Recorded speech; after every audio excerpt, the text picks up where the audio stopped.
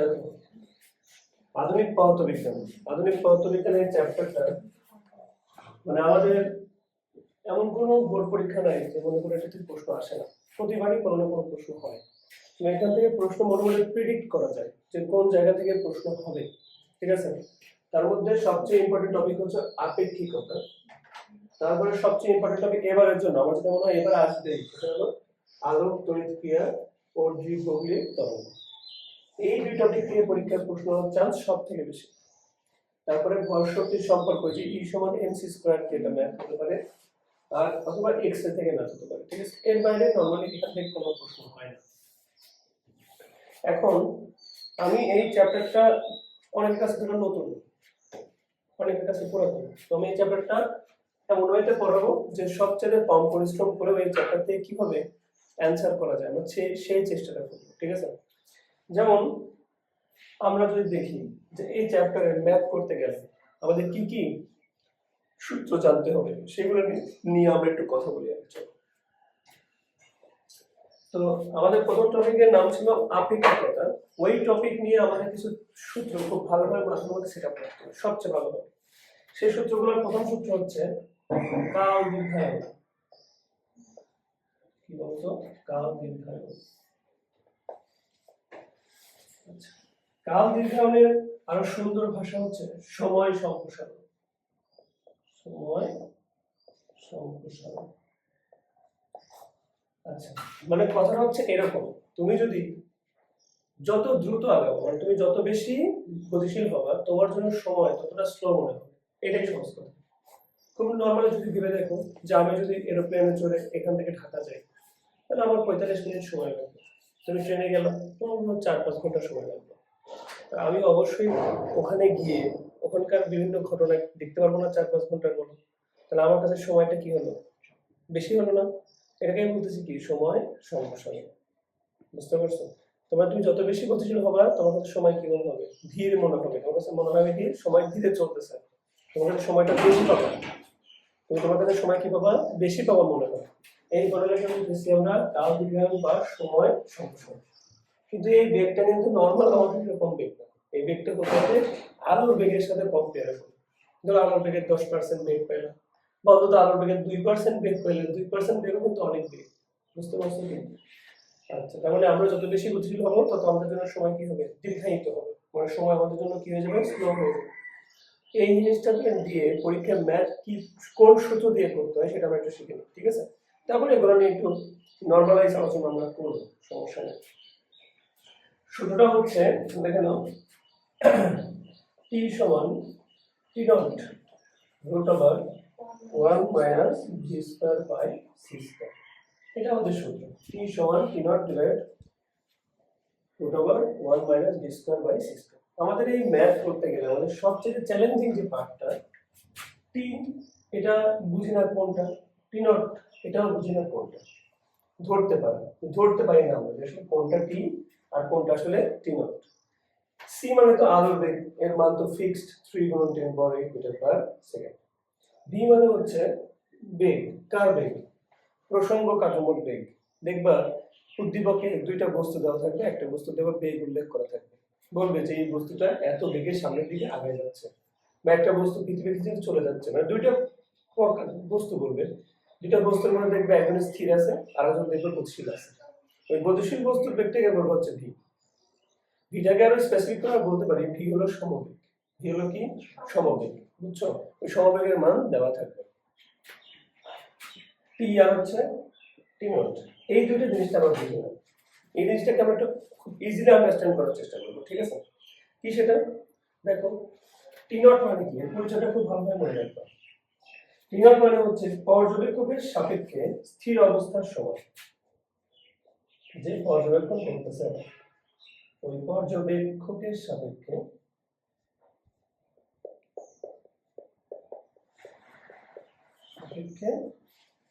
স্থির অবস্থার সময়, স্থির অবস্থার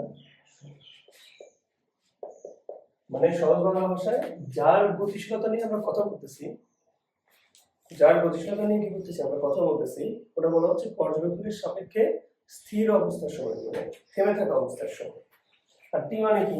ওইটা বর্জবেগের সাপেক্ষে গতিশীল অবস্থার সময়, গতিশীল অবস্থার, বুঝছো সবাই? তাহলে এই কথাগুলো একটু খাতায় লিখে নাও।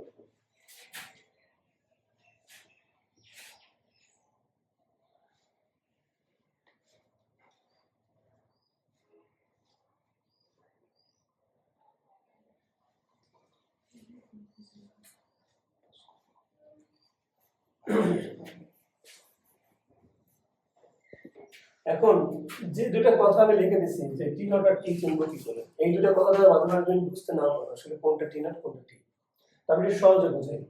ধরো তুমি একটা হাতের মধ্যে কিউব বা একটা বল নিয়ে তুমি ওটা মনে ওঠাচ্ছ আর নামাচ্ছ, তুমি একটা ঘটনা ঘটাচ্ছ না। এই বস্তুটা কি? একটা বল। এই বলটা যে উপরে উঠতেছে আর নিচে নামছে, তুমি এটা পর্যবেক্ষণ করতেছো। এখন তুমি এটা পর্যবেক্ষণ করতেছো দুজন মানুষ, মনে করো একজন রকেটে চড়ে, তো আমি রকেটে চড়ে মনে করো মহাশূন্যে যাচ্ছি, আর তুমি পৃথিবীতে বসে দূরবীক্ষণ যন্ত্রের সাহায্যে আমার হাতে থাকা কিউবটার ওঠানামা দেখতেছো। তুমি কোথা থেকে দেখতেছো? পৃথিবীতে থেকে দেখতেছো। আর আমি কোথা থেকে দেখতেছি? ওই মহাকাশযানে বসে দেখতেছি। আর বস্তুটা আসলে কার কাছে আছে? বলটা আসলে আমার কাছে আছে। বুঝতে পারছো? এই বলটা যে ওঠানামা হচ্ছে, এই যে আমি যে সময় মাপতেছি, এই বস্তুটা কার কাছে ছিল? আমার কাছেই ছিল। আর ও কি করতেছে? পৃথিবী থেকে দেখতেছে না। কনসেপ্টটা বুঝো। তাহলে যে বস্তুর ওঠানামার সময় আমরা মাপতেছি বা মেজার করতেছি, এই বস্তুটা যার কাছে থাকবে, সে যে সময়টা মাপবে সেটাকে বলবো টি নট। সেটাকে বলবো কি? টি নট। ওর কথা কি সবাই বুঝতে পারছো? তার মানে ঘটনাটি যার কাঠামোতে, তার মাপার সময় হচ্ছে টি নট। এভাবে লিখতে পারবো। ঘটনাটি যার কাঠামোতে, তার মাপার সময়। এটাই মনে হয় সবচেয়ে ইজি। তোমাকে উদ্দীপকে দেখবা কোনো না কোনো একটা বস্তুর কথা বলবে, ওই বস্তু যার কাছে থাকবে সে যে সময় মাপবে সেটাই হচ্ছে কি? টি নট। ক্লিয়ার? সেটা বুঝতে পারছো? আর যার কাছে থাকবে না, যে অন্য জায়গা থেকে ওই ঘটনা দেখবে, সে যে সময় মাপবে সেটা হচ্ছে কি? টি। আশা করি ওইটা বুঝলে এটা বুঝছো।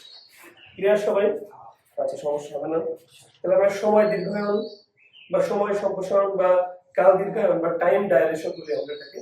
এই টাইম ডাইলেশনের ব্যাপারটা আন্ডারস্ট্যান্ড করতে পারছি, ঠিক আছে? আচ্ছা, যে এখানে আমরা একটা কথা বলছিলাম না, দেখো আমাদের যখন আগের বার পড়া চোখা বলেছিলাম যে বাপ্পা রাজা শাহিদ খানের কথা বলছিলাম, যে বাপ্পা রাজার অনেক কষ্ট, তাই না? বেশিরভাগ সিনেমায় বাপ্পা রাজ প্লেসে একাই তো, ওর অনেক কষ্ট। এখন যদি বাপ্পা রাজের কষ্ট দেখে আমাদের জিহাদ কান্না করে, তাহলে জিহাদের যে কান্না করতেছে এটা কিন্তু টি নট হবে না, এটা টি হবে। আর বাপ্পারাজ যে কান্না করতেছে এটা কি হবে? টি নট। কারণ কষ্ট কার? বাপ্পারাজের। তাহলে বাপ্পারাজ কান্না করলে সেটা হবে কি? টি নট।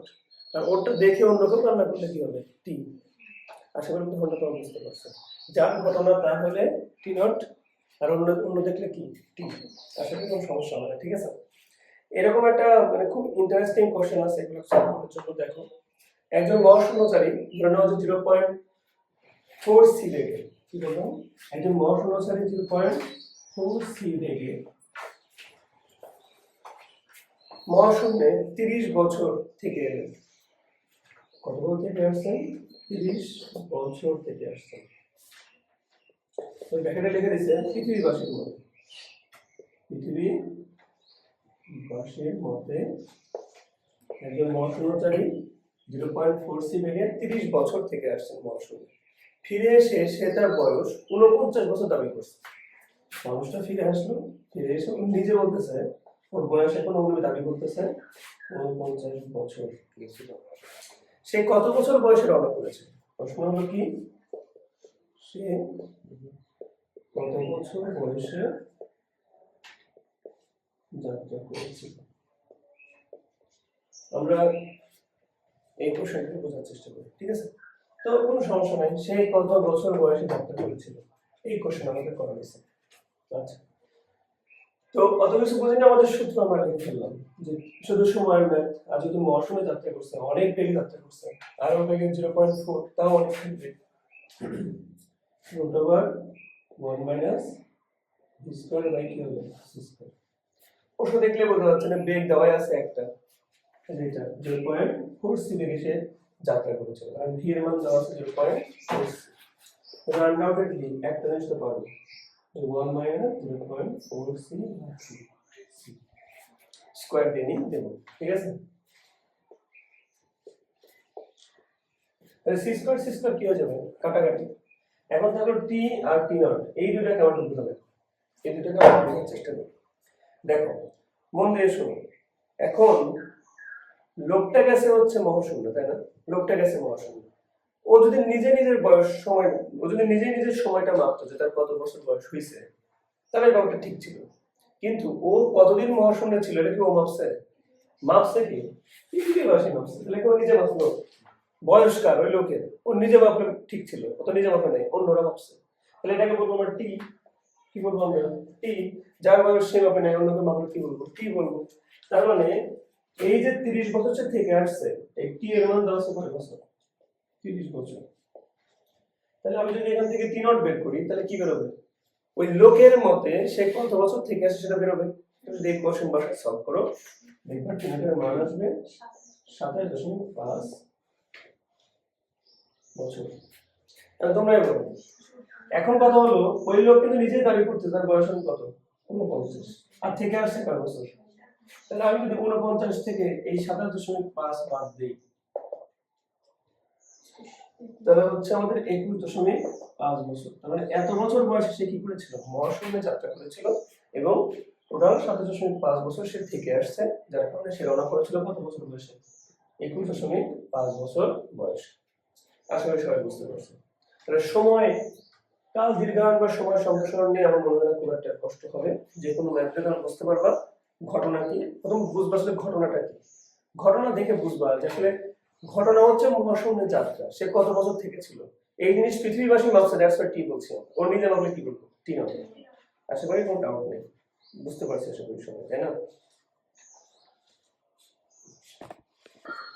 তো আমরা এখন আলোচনা করবো দৈর্ঘ্য সংকোচন নিয়ে। দেখো আমরা কমন সেন্স, আমরা যদি রিয়েল লাইফ একটু মনোযোগ দিয়ে দেখো, রিয়েল লাইফে চিন্তা করো, মানে যখন কোনো বস্তু দ্রুত যায় আমাদের চোখের সামনে দিয়ে, বুঝছো, তাহলে আপনি কিন্তু আমাদের ছোট মনে হয়।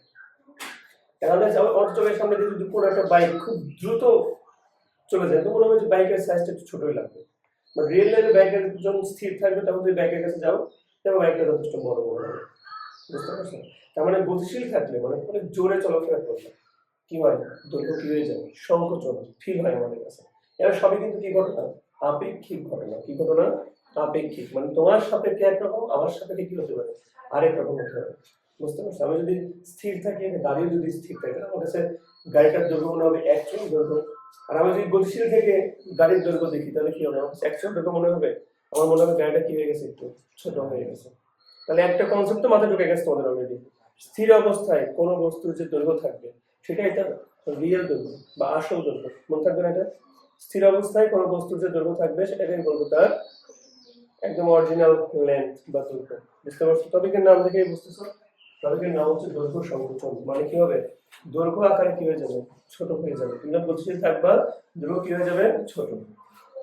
দৈর্ঘ্য সংকোচনের সূত্র হচ্ছে এল সমান am not root over 1 minus b square by c square. দৈর্ঘ্য সংকোচনের সূত্র লিখছি বোর্ডে, একটু আলাদা দেখো। সময় সম্প্রসারণ বা সময় দীর্ঘায়নের সূত্র থেকে একটু আলাদা। আগেরবার দেখছো ভাগ করেছিলাম, এবার কিন্তু কি হয়েছে? গুণ। এটা মনে রাখবা যে দৈর্ঘ্য সংকোচনের সূত্রে গুণ আছে, ঠিক আছে? অর্থাৎ গুণ। l সমান m not over 1 minus b square by c square. এইটুকু নিয়ে তোমাদের সাথে এক্সট্রা কোনো কথা বলার আমার দরকার মনে হচ্ছে নাই। এই দুটো নিয়ে একটু কথা বলা যায়, ঠিক আছে? এল নট আর কি নিয়ে কথা বলা যায়? এল নিয়ে কথা বলা যায়। তো আমি একদম ইজিলি বুঝাই দিই, এল নট হচ্ছে কোনো বস্তুর প্রকৃত দৈর্ঘ্য। কি দৈর্ঘ্য? প্রকৃত দৈর্ঘ্য। তাহলে প্রকৃত দৈর্ঘ্য কখন পাওয়া যায়? যখন সেই স্থির অবস্থায় থাকে। কি থাকে? স্থির। তার মানে আমি বলতে চাচ্ছি যে বস্তুটি যার সাপেক্ষে স্থির, বস্তুটি যার সাপেক্ষে স্থির, তার সাপেক্ষে মাপা দৈর্ঘ্য হচ্ছে তার প্রকৃত দৈর্ঘ্য। ধরো আমি দাঁড়িয়ে থেকে কোনো বস্তুকে দেখতেছি, তাহলে আমার কি কোনো বেগ আছে? আমি কি গতিশীল? না। তো ওই বস্তুটা যে দেখতেছি আমি, ওই বস্তুটা যে দৈর্ঘ্য আমি কল্পনা করবো বা মাপবো, ওটাই হচ্ছে তার কি দৈর্ঘ্য হবে? প্রকৃত দৈর্ঘ্য। বোঝা গেছে? তাহলে এল নট মানে মনে রাখবো প্রকৃত দৈর্ঘ্য, যেটা এখানে নরমালি বড় হয়। নরমালি কি হয়? বড়। এটা অবশ্যই কি হবে? ছোট, কারণ এটা তো গতিশীল কাঠামোর সাপেক্ষে মাপা হচ্ছে। এটা মাপা হচ্ছে স্থির কাঠামোর সাপেক্ষে। কার সাপেক্ষে? স্থির কাঠামোর সাপেক্ষে। আর এটা মাপা হচ্ছে কার সাপেক্ষে? গতিশীল কাঠামোর সাপেক্ষে। তো আমরা দৈর্ঘ্য সংকোচনের ব্যাপারটা আন্ডারস্ট্যান্ড করলাম। এটা একটা ম্যাথ না করলে আসলে এটা আন্ডারস্ট্যান্ড করা কঠিন হয়ে যাবে। ঠিক আছে, চলো একটা ম্যাথ করি। ধরো 1.5 মিটার লম্বা বা 1.5 মিটার দৈর্ঘ্যের একটি দণ্ড এক্স অক্ষের উপরে অবস্থান করছে। ধরো আমি একটা এক্স অক্ষ কল্পনা করলাম। ধরো এখানে এটা মোটা একটা দণ্ড আছে, যার দৈর্ঘ্য হচ্ছে 1.5 মিটার। 1.5 মিটার লম্বা একটা দণ্ড কোন অক্ষের উপর আছে? এক্স অক্ষের উপর আছে। আচ্ছা, আর একটা মহাশূন্যযান এক্স অক্ষের সাথে, মানে এক্স অক্ষের সাথে একটা মহাশূন্যযান 31 ডিগ্রি অ্যাঙ্গেলে ধরো যাত্রা করছে, এইদিকে 30 ডিগ্রি অ্যাঙ্গেলে যাত্রা করছে। কত বেগে? বলে দেওয়া আছে 0.6 বেগে যাত্রা করছে। বেগ দেওয়া আছে, তাহলে ভি এর মান হবে 0.6। মহাশূন্যচারী কত লম্বা দৈর্ঘ্যের দণ্ড দেখবে, মানে এখানে থাকা এর ভিতরে থাকা একটা মানুষ আছে অবশ্যই। এই মানুষটা এই দণ্ডের দৈর্ঘ্য কত মাপবে? এই দণ্ডের দৈর্ঘ্য কত? এখন তোমরা নিজেকে প্রশ্ন করো, এক্স অক্ষে যখন এই দণ্ডটা পড়েছিল, কেউ একজন বলতেছে এই দণ্ডের দৈর্ঘ্য হচ্ছে 1.5 মিটার। তো পড়েই আছে এখনো, বাট 1.5 মিটার লম্বা, ওরা বলছে 1.5 মিটার লম্বা একটা দণ্ড এখানে। তোমার এটা কিন্তু প্রকৃত দৈর্ঘ্য বলতেছে না, যে একটা দণ্ডের দৈর্ঘ্য কতখানি? 1.5 মিটার। তার মানে ওই দণ্ডের দৈর্ঘ্য 1.5 মিটার, মানে এটা আমাদের কি দৈর্ঘ্য? প্রকৃত মানে কি? N not. এখন এটা বলে দিছি, গতিশীল কোনো জায়গা থেকে তুমি যদি দণ্ডের দৈর্ঘ্য মাপো সেটাকে বলবো এর। এই দেখো মহাশূন্যচারী কি আছে? গতিশীল অবস্থায় আছে। সে যদি এখন জানালা দিয়ে এই এক্স অক্ষের উপর অবস্থিত দণ্ডটাকে দেখে, তাহলে গতিশীল অবস্থায় দেখবে না, তাহলে এ যেটা মাপবে সেটাকে আমরা কি বলবো? বুঝছো? তাহলে আমি এল সমান লিখে ফেললাম L not root over 1 minus V, মানে হচ্ছে 0.6 0.6 হোল স্কয়ার ডিভাইড কি হবে 6। এখন এখানে আমার আছে কি? এখানে আমার আছে এল, যার মান আমরা জানি 1.5। কিন্তু এখানে একটা বড় ঝামেলা আছে, বড় ব্লান্ডার আছে। ব্লান্ডারটা কি? মন দিয়ে শোনো। যে অক্ষের উপর একটা দণ্ড থাকবে, তোমাকে সেই অক্ষে গতিশীল থেকে বস্তুটাকে দেখতে হবে। কথা বুঝতে পারছো? তুমি দণ্ডটাকে রাখছো কোন অক্ষ বরাবর? এক্স অক্ষ বরাবর। তুমি তো সেই অক্ষ বরাবর যাচ্ছ না, তুমি বরং যাচ্ছ এক্স অক্ষের সাথে 30 ডিগ্রি অ্যাঙ্গেল করে। তোমার বেগটা কি তাহলে সেই অক্ষ বরাবর থাকলো? তোমাকে ওই অক্ষ বরাবরই কি করতে হবে? গতিশীল থাকতে হবে। কিন্তু আমি যে বেগ এখানে বসালাম, এই বেগটা কি আসলে এক্স অক্ষ বরাবর বেগ? না তো, এই বেগটা আসলে এক্স অক্ষের সাথে 30 ডিগ্রি অ্যাঙ্গেল করাবে। তাহলে এই বেগটাকে জোর করে তার কোন অক্ষের উপর আনতে হবে? এক্স অক্ষের উপর আনতে হবে। আমি অনেকবার শিখেছি বেগ একটা ভেক্টর রাশি, যার সাথে কোণ তার সাথে cos থিটা। তাহলে এক্স অক্ষ বরাবর হবে 0.6c cos 3। এই মানটা আসলে এখানে বলবো, তাহলে কি হচ্ছে 0.6c cos 3 degree whole square. এবার আর কোনো সমস্যা নাই, এবার তুমি দেখো করতে পারো। এর মানের মান দেওয়া আছে 1.5, বসাই দেব, তাহলে এর চলে আসবে। সবাই আশা করি বুঝতে পারছে।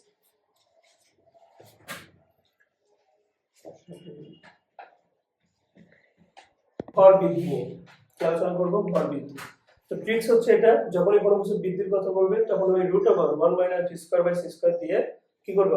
ভাগ করে দিবে। আর সংকোচনের কথা বললে কি করে দিবা? গুণ করে দিবা। এখন এই যে root over 1 minus T square by C square, এটা কিন্তু একটা কারেকশনের অংশ। লরেন্সের রূপান্তরের নাম তোমরা শুনছো হবে পড়ার সময়। গ্যালিলিও রূপান্তরের মধ্যে ত্রুটি ছিল, ওই ত্রুটি দূর করার জন্য লরেন্স একটা ফর্মুলা দেয়। এটা একটা কারেকশন, যে আমি গ্যালিলিও রূপান্তরকে একটু সঠিক করব।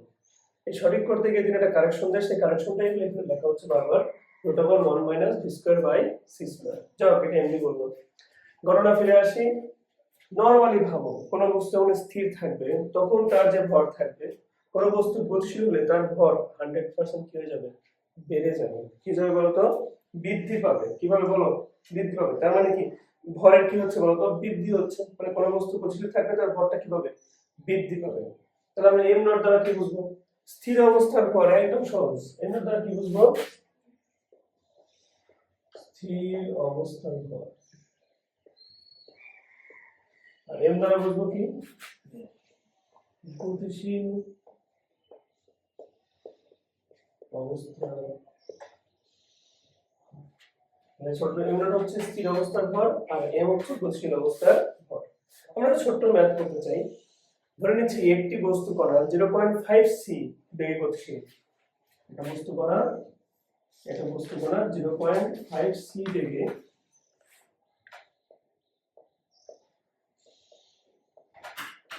গতিশীল। আচ্ছা, বলা হচ্ছে গতিশীল ভর স্থির ভরের কত শতাংশ বেশি। আমরা তো আগে থেকেই জানি গতিশীল ভর বেশি হবে, বাট আমাদের প্রশ্ন করা হয়েছে গতিশীল ভর স্থির ভরের চেয়ে কত শতাংশ বেশি। মানে আমাকে কোনটাই দেওয়া নেই, আমাকে এম নট এর মানও দেওয়া নেই, আমাকে এম এর মানও দেওয়া নেই। তার চেয়ে বরং প্রশ্ন করছে এ ওর তুলনায় কত শতাংশ কি হবে, বেশি হবে। শতাংশ এরকম প্রশ্ন আসবে না, মানে অনুপাত দিয়ে ম্যাথ করতে হয়। কি দিয়ে ম্যাথ করতে হয়? অনুপাত। আমরা ইকুয়েশনে দেখতে পাচ্ছি, আমরা চাইলে কিন্তু এটা একটা অনুপাত আকারে প্রকাশ করতেই পারি। তাই এটা প্রকাশ করতে আমি দেখো, আমি চাইলে এম নট কে পাশে ভাগ করতে পারি, তাহলে কি হয়? M by M nought 1 by root over 1 minus V square by C square সর্বোচ্চ সময়। এখন আমি এম করে দিলাম কেন? এটা বেশি ভারী আর এম নট কি কম ভারী। আমাকে প্রশ্ন করা হয়েছে এম নট এর তুলনায় কত শতাংশ বেশি ভারী হবে, সেটা প্রকাশ করার জন্য এম আমরা উপরে দিয়েছি। এই ভ্যালুগুলো বসালে অঙ্ক শেষ। 1 divided root over 1 minus 0.5 C square whole square আর সি স্কয়ার। সমাধান করলে তুমি এর মান পাবা 1.15। আচ্ছা, 1.15। এটাকে তুমি 100 দিয়ে গুণ করে পার্সেন্ট আকারে প্রকাশ করতেই পারো। তাহলে এখন বলতে পারবা যে আসলে এম 115% বৃদ্ধি হবে কার ভরে? এম নটের ভরে 115% কি হবে? বৃদ্ধি হবে। তবে 0.5 সি বেগে যদি গতিশীল হয় তাহলে ভর এতটুকু কি হবে? বৃদ্ধি হবে। দেখো এখানে তোমরা কল্পনা করো একটা সূচ, অনেক কম ভারী। এই সূচ যদি মহাশূন্য থেকে আলোর বেগে পৃথিবীতে পড়তো, আলোর বেগে, তাহলে তার ভর কত হতে পারবে আইডিয়া করতে পারবে? জাস্ট 0.6 মানে 0.5 মানে আলোর বেগের 1% না, মাত্র 0.5% বেগে একটা বস্তু পৃথিবীতে আসছে। ওই বস্তুর ভর যদি রিয়েল লাইফে 1 কেজি হয়, তার এখন ভর হবে 115 কেজি। যদি আলোর বেগের সমপরিমাণ বেগ নিয়ে একটা সুস্থ ঢেল মারো পৃথিবীর দিকে, তাহলে ওর ভর কত গুণ বৃদ্ধি পায় আসবে পৃথিবীতে। তার মানে একটা সূর্য যদি আলোর বেগে এসে পৃথিবীতে হিট করে, পৃথিবী ধ্বংস হয়ে যাবে। বুঝতে পারছো? খুব ইন্টারেস্টিং কথা না?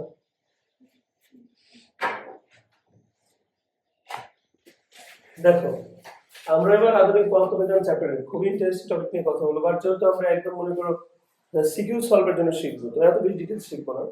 আমরা মূলত শিখতে যাচ্ছি ভর শক্তির সম্পর্ক, মানে ভরের সাথে শক্তি যেটা সম্পর্ক রয়েছে। এটা নিয়ে আমাদের মহৎ বিজ্ঞানী আইনস্টাইন তো কথা বলতে জানো। এখন এই ভর শক্তির সম্পর্কে আমি দুইটা কথা বলবো, মধ্যে শোনো।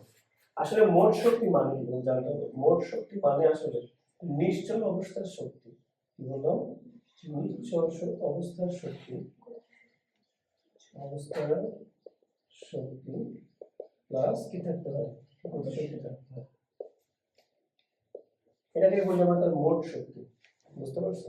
এখন এই মোট শক্তির মান জানা গেল কত? সেটা এমসি স্কয়ার। মোট শক্তির মান হচ্ছে এই সমান এমসি স্কয়ার। এখন পরীক্ষায় মাঝে মাঝে মোট শক্তি সমান এমসি স্কয়ার তো লাগেই, বাট মাঝে মাঝে তোমাকে পরীক্ষা হলে কেন জানি নিশ্চল অবস্থার শক্তিও বের করতে হবে। আচ্ছা, কমন সেন্স কাজে লাগে। নিশ্চল অবস্থার শক্তি বলতে বোঝাচ্ছি আমি ভরের তারতম্য। দেখেছো একটু আগে, ভর বেশি হলে, ভর বেশি কখন হয়? যখন বস্তু কি হয়? গতিশীল অবস্থায় থাকে। আর বস্তু যখন থেমে থাকে তার কিন্তু ভর কি হয়? রিয়েল ভরটা হয়, তার ভরটা কিন্তু আসল ভর হয়, কমে যায় ভরটা, তাই না? তার মানে আমরা কিন্তু ওই বস্তুর রিয়েল ভরটাকে এম নট দ্বারা প্রকাশ করেছিলাম, আর গতিশীল অবস্থা ভরটাকে এম দ্বারা প্রকাশ করেছিলাম। তো যদি নিশ্চল অবস্থার শক্তি বের করতে বলে, তুমি জাস্ট খালি এম নট সি স্কয়ার বের করবে, তাহলে সেটা নিশ্চল অবস্থার শক্তি হয়ে যাবে। আর মোট শক্তি বললে কি বের করবা? M C square. একটা ছোট্ট ম্যাথ দিয়ে আমরা একটু বোঝার চেষ্টা করি ম্যাথ কেমন করে আসে। বলা হচ্ছে একটি ইলেকট্রনের মোট শক্তি তার স্থিতিশক্তির দ্বিগুণ। কি বলা হচ্ছে? এই যে একটা ইলেকট্রন, এর মোট শক্তি তার নিশ্চল অবস্থার শক্তি, নিশ্চল অবস্থার শক্তি দ্বিগুণ। ছোটবেলায় ক্লাস 65 চ্যাপ্টারে আমি পড়াতাম তোমাদের, যার সাথে র থাকবে তার সাথে যা থাকবে সেটাই করবে। দেখো মোট শক্তিকে প্রকাশ করো তুমি এমসি স্কয়ার দ্বারা, একটু প্রকাশ করছো তাই না? মোট শক্তিকে প্রকাশ করো তুমি এমসি স্কয়ার দ্বারা, নিঃশব্দ শক্তিকে প্রকাশ করো তুমি এম নট সি স্কয়ার দ্বারা। কার সাথে র আছে? নিশ্চল অবস্থার সাথে র আছে, তার সাথে কি লেখা? দ্বিগুণ লেখা না? তাহলে ওই দুই গুণটাই করবা তার সাথে, নিশ্চল অবস্থার সাথে যার সাথে র থাকবে তার সাথেই চার লেখা থাকবে তাই করবে। ঠিক আছে? আর প্রশ্ন হচ্ছে কত বেগে গতিশীল, আমাকে প্রশ্ন করছে কত বেগে গতিশীল। তো খুব ইজি, খেয়াল করো, দুই পাশ থেকে সি স্কয়ার কেটে দিলে এম সমান আমি 2m নট বলতে পারি। এম নটের তো আমরা সূত্র জানি না, বাট এম এর সূত্র আমরা জানি। এম এর সূত্র ছিল m nought divided 1 minus c square by c square সমান 2m নট। m নট আমরা আরামে কি করতে পারি? কাটাকাটি করতে পারি, পারি না?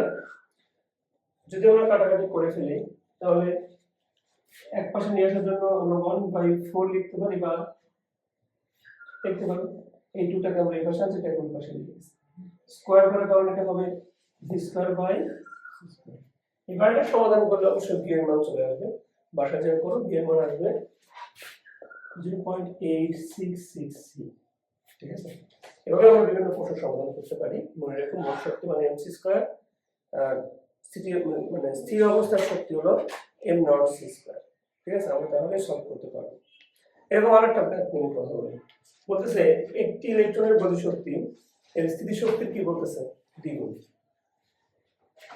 বলতেছে যে একটি ইলেকট্রনের মোট শক্তি এর একটি ইলেকট্রনের গতিশক্তি এর স্থিতিশক্তির দ্বিগুণ।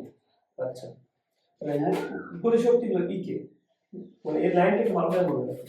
মোট শক্তি হলো এমসি স্কয়ার, মোট শক্তি মানে হলো গতিশক্তি প্লাস নিশ্চল অবস্থার শক্তি মানে এম নট সি স্কয়ার। লাইনটাকে এইভাবে মনে রাখো, এটা কাজে দিবে। মানে মোট শক্তি এমসি স্কয়ার সমান লেখা যায় গতিশক্তি প্লাস নিশ্চল অবস্থার শক্তি, এভাবে মনে রাখো।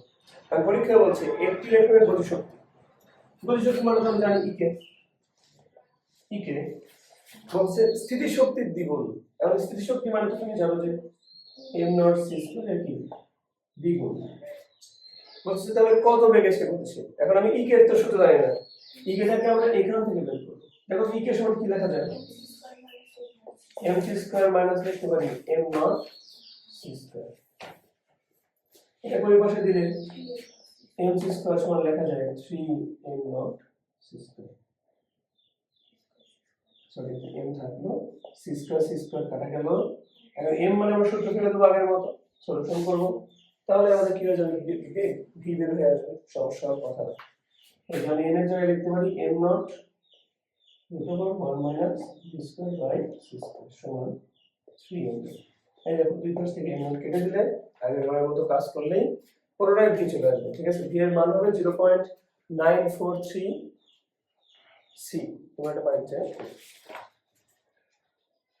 আচ্ছা, এবার আরেকটা ম্যাথ দেখি, এখানে দেখে আমরা নবমের থেকে আসে যে একটা আলফা কণার সম্পূর্ণ শক্তিকে একটা আলফা কণার ভরকে সম্পূর্ণ শক্তিতে রূপান্তরিত করা হলে এই শক্তির পরিমাণ কত হবে? এই শক্তির পরিমাণ কত হবে? একটা আলফা কণার ভর কত? ওর সঙ্গে জানো আলফা কণা হচ্ছে হিলিয়াম 2+, মানে 4। আলফা কণার ভর কত? 4, মানে 4 থাকে আর কি। তো বলা হচ্ছে এটার সমস্ত ভরকে যদি শক্তিতে রূপান্তরিত করা যায় তাহলে আসলে এর কতটুকু শক্তি আমাকে দিবে সেটা বের করতে হবে। তাহলে শক্তিতে মোট শক্তি বের করার সূত্র জানি সমান এমসি স্কয়ার। আমরা তখন এমটা বের করতে হবে। এখন আমাদের এমটা বের করার সময় আমরা জানি আলফা কণার মধ্যে থাকে 2টা প্রোটন আর 2টা নিউট্রন, এইটুকু জ্ঞান আমাদের আছে। একদম অ্যাকুরেট ভর বের করব। এখন প্রোটনের ভর জানো না তোমরা? 2 গুণ 1.673 গুণ 10 পাওয়ার -27 কেজি। আবার 2 ইনটু 1.675 গুণ 10 পাওয়ার -27 কেজি।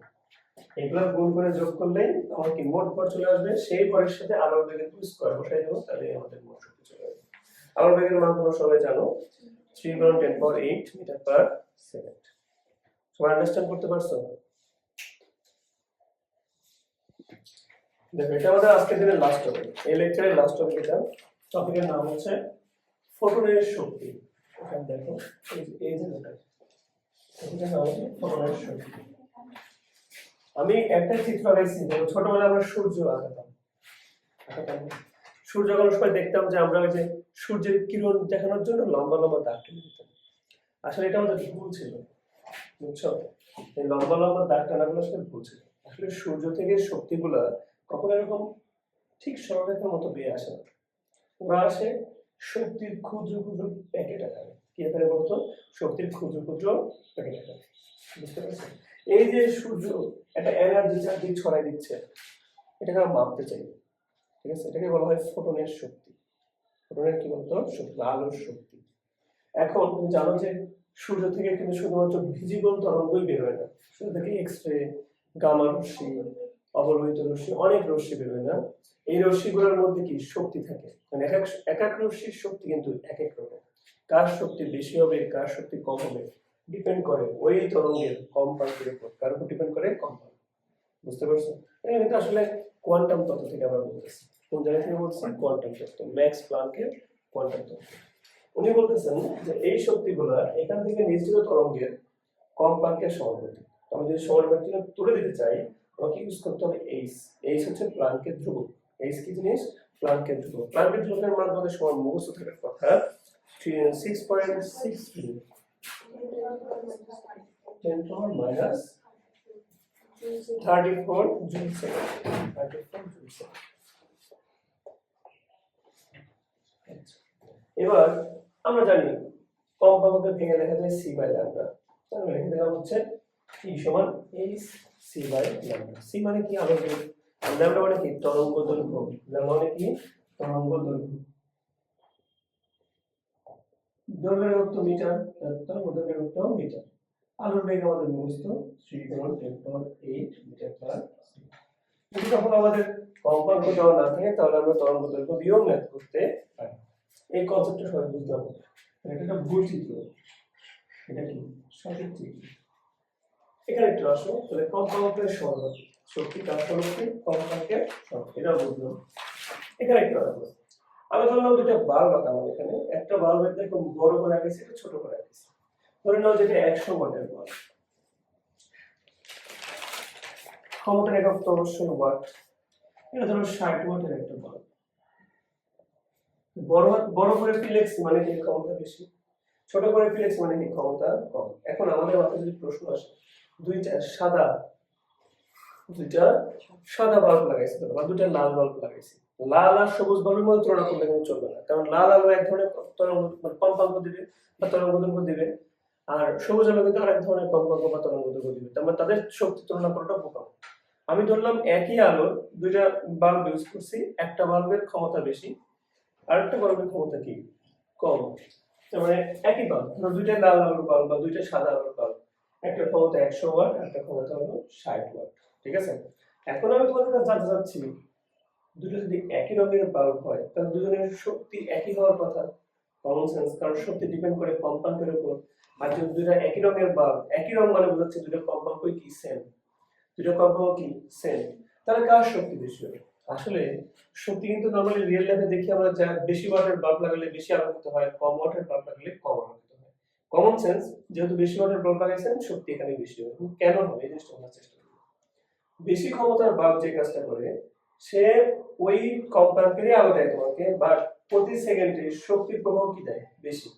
ধরে নাও এখানে যদি প্রতি সেকেন্ডে 10টা প্যাকেট বের হয়, ধরো 5টা, 1 2 3 4 5টা বের হয়, এখানে প্রতি সেকেন্ডে বের হবে 8টা বা 9 10টা বের হবে। বুঝছো? প্রতি মানে এক কথায় হার বেশি, মানে শক্তির প্যাকেট নিঃসরণের হারটা বেশি ক্ষমতার বাল্বের কি হয়ে থাকে? বেশি হয়ে থাকে। দ্যাটস ওয়াই বলেছি আমি, ক্ষমতা যত বেশি হবে প্রতি সেকেন্ডের শক্তি প্রবাহ যত বেশি হওয়ার ফলে কি হবে? তার শক্তি বেশি প্রদান করবে, মানে বেশি আলোকিত করবে ঘরটাকে। ঠিক আছে? তো এখানে আমরা সূত্র লিখছি, ই হচ্ছে কি? একটা ফটনের একটা প্যাকেটের শক্তি। এখন যেটা বেশি ওয়াটের বাল্ব সেটা তো এন মানে কি? প্যাকেটের সংখ্যা বেশি বেশি দিবে, ফলে সামগ্রিক শক্তিও কি হবে? বেশি বেশি হবে। তাহলে ডাব্লিউ দ্বারাও শক্তি বোঝাচ্ছি, বাট এখানে বোঝাচ্ছি আমি একটা ফোটনের শক্তির সাথে কি করতেছি আমরা, কতগুলো ফোটন সে নিঃসরণ করতেছে সেটা দিয়ে গুণ করতেছি, বুঝতে পারছো?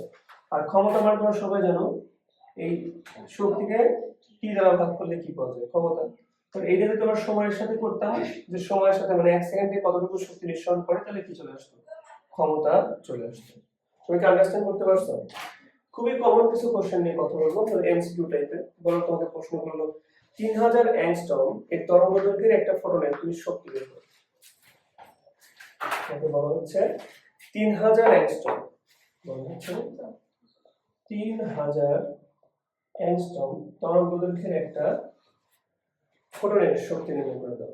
তরঙ্গদৈর্ঘ্য মানে আমাকে সূত্র প্রয়োগ করতে হবে এটা, E সমান 6.63 গুণন 10 পাওয়ার মাইনাস 34, C হচ্ছে 3 গুণন 10 পাওয়ার 8, ল্যামডা আমি তো ম্যাথ করব মিটার দিয়ে, আমি তো আর অ্যাংস্ট্রম দিয়ে ম্যাথ করতে পারবো না। 1 অ্যাংস্ট্রম সমান 10 পাওয়ার মাইনাস 10 মিটার। তাহলে আমাকে যত অ্যাংস্ট্রম দেওয়া আছে এটাকে 10 পাওয়ার মাইনাস 10 দ্বারা কি করতে হবে, গুণ করতে হবে, ঠিক আছে? তাহলে আমরা কি বুঝতে পারতেছি, এটা হয়ে যাবে এনার্জি। মিটার হয়ে যাবে কি বেরোবে, এনার্জি বেরোবে, এত জুল। আশা করি সবাই বুঝছে। আরেকটা ছোট কোশ্চেন দেখলে আমরা ম্যাথটা আন্ডারস্ট্যান্ড করতে পারবো, সেটা হলো ওরা পরীক্ষায় বলবো 3000